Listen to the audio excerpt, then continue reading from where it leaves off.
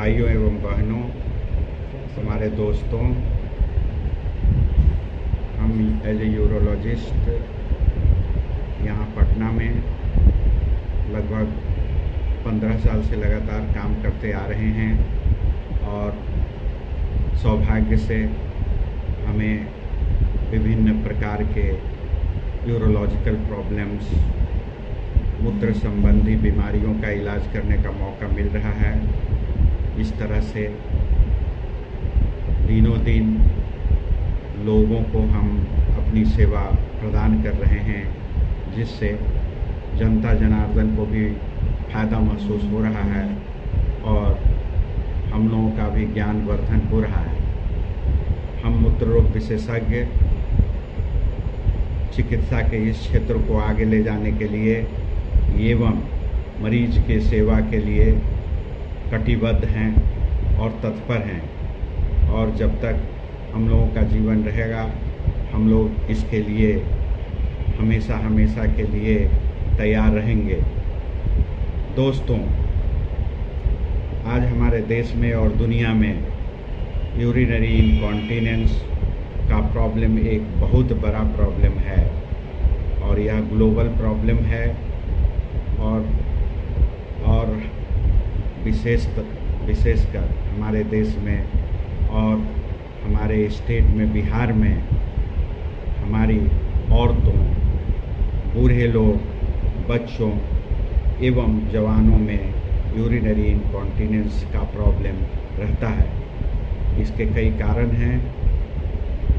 इसके medical condition एवं mechanism का विश्लेषण करना तो यहाँ पर संभव नहीं है।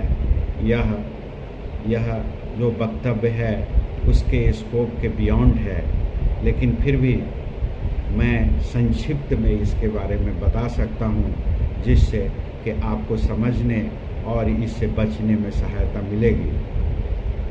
दोस्तों, यूरिनरी इनकॉन्टिनेंस के कई कारण हो सकते हैं। यदि हम बच्चों में देखेंगे तो पोस्टीरियर यूरेथ्रल वाल्व का बनना, पेशाब के थैले में बीमारी का होना इसका मुख्य कारण है। पेशाब का थैला कभी कभी अच्छा से काम नहीं करता है। उसकी कॉन्ट्रैक्टिबिलिटी और उसके सिकुड़न और उसके रिलैक्सेशन का जो मैकेनिज्म है उसमें खराबी आ जाता है। इसका कारण जन्मजात पेशाब के रास्ते में झिल्ली का बनना होता है।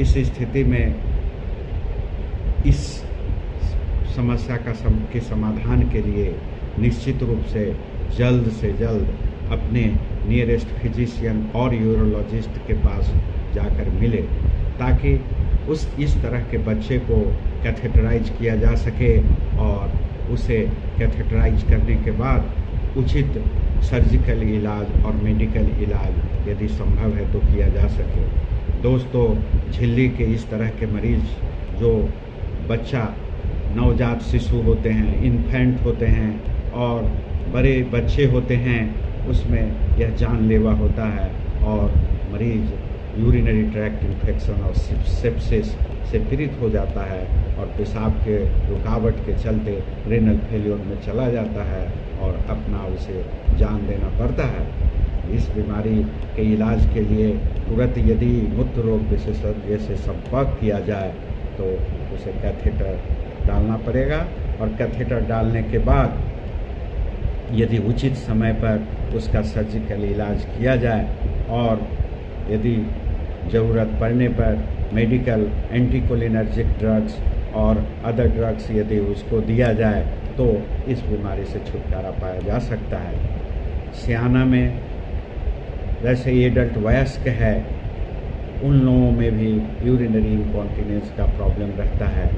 इसके कई कारण हो सकते हैं, लेकिन मुख्य कारण पथरी का होना, पेशाब के रास्ते में, पेशाब के थैले में पथरी का अटकना इसका एक मुख्य कारण है, जिससे कि पेशाब में रुकावट और ड्रॉप ड्रिबलिंग ऑफ यूरिन और यूरिनरी इनकॉन्टिनेंस हो जाता है। कभी कभी हम लोग देखते हैं प्रोस्टेट का बीमारी भी वयस्कों में 30 से 50 इयर्स के बीच भी मिलता है, और इस स्थिति में हम लोग यदि प्रोस्टेट का उचित डायग्नोसिस और उचित इलाज मेडिकली और सर्जिकली यदि कर देते हैं तो इससे भी फायदा पहुंचता है। स्ट्रक्चर का बीमारी भी एक मुख्य कारण है जो हमारे वयस्क जो 20 साल से 40 साल के बीच होते हैं उसमें मुख्यतः कॉमन है। और स्ट्रक्चर का बीमारी का इलाज भी यूरोलॉजिस्ट मूत्र रोग विशेषज्ञ द्वारा समय पर किया जाता है। तो इन सारे वयस्क में इस तरह की बीमारी मिलते हैं।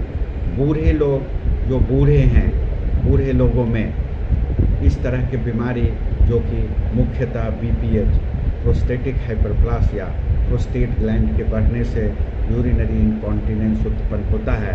प्रोस्टेट ग्लैंड के बढ़ने से patient acute retention of urine में चला जाता है और जब पेशाब रुक जाता है तो यूरिनरी इनकॉन्टिनेंस उत्पन्न होता है। इस स्थिति में पेशेंट को सही डायग्नोसिस करने के बाद यदि सही इलाज उसका होता है, आइदर BPH के लिए जो थेरेपी हम लोगों के यहाँ अवेलेबल है, अच्छे दवा अवेलेबल है, उस दवा का प्रयोग यदि समय पर किया जाए तो इससे निजात मिल सकता है। और यदि दवा से यदि संभव नहीं हो पाता है तो अच्छे सर्जरी, प्रोस्टेट के ऑपरेशन, अच्छे सर्जरी जिसका रिजल्ट काफ़ी अच्छा होता है उपलब्ध है। और यदि आप इस स्थिति में अपने मूत्र रोग विशेषज्ञ नज़दीक के किसी भी मूत्र रोग विशेषज्ञ से आप संपर्क करते हैं तो आज के दिनों में TURP, HoLEP, holmium nucleation of prostate और ट्रांसयूरेथ्रल डिसेक्शन ऑफ प्रोस्टेट विधि के द्वारा प्रोस्टेट का सर्जरी किया जाता है। दोस्तों, यूरिनरी इनकॉन्टिनेंस महिलाओं में बहुत कॉमन है और हमारी बूढ़ी माताएं इसकी पीड़िता होती हैं। और औरतों में यूरिनरी इनकॉन्टिनेंस हम सभी जानते हैं, यदि उम्र दराज हमारी माताएं बहनें हैं तो इस स्थिति में एस्ट्रोजन डिफिशियंसी, जिसको हाइपोएस्ट्रोजेनीमिया, जिससे एट्रोपिक यूरेथ्राइटिस हो जाता है, जो म्यूकोसा यूरेथ्रा का होता है वो प्लायबल इलास्टिक होनी चाहिए। यदि उसमें कोलेजन टिश्यू की कमी हो जाती है तो उसमें रफनेस डेवलप हो जाता है, वह रफ हो जाता है। जब रफ हो जाता है तो उसमें स्ट्रक्चर पैदा हो जाता है और पेशाब में रुकावट, यूरिनरी इनकॉन्टिनेंस होता है। स्ट्रेस यूरिनरी इनकॉन्टिनेंस भी बहुत इम्पॉर्टेंट आस्पेक्ट है, जिसमें हमारी माताएं और बहनें कफ करने पर, खांसी करने पर जो ही स्ट्रेस होता है तो यूरिन लीक होता है और यह औरतों के लिए बहुत ही ट्रबलसम है। और इस तरह की औरतें जल्द से डॉक्टर के पास नहीं जाना पसंद करती और पीड़ा को सहन करती रहती हैं।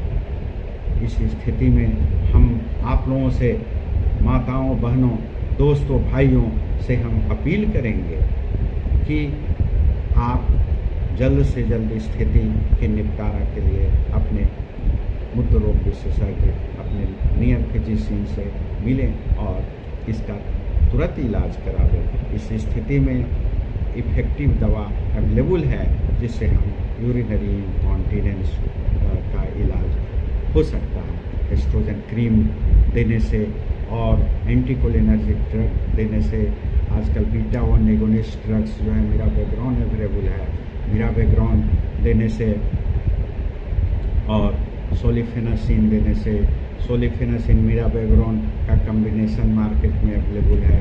यदि इन दवाओं का सेवन किया जाए तो इस स्थिति में जो स्ट्रेस यूरिनरी इनकॉन्टिनेंस है या अर्जेंसी है, फ्रीक्वेंसी है, अर्ज यूरिनरी इनकॉन्टिनेंस है, अर्जेंट पेशाब लगता है, पेशाब को रोक पाना मुश्किल होता है, हमारे बूढ़े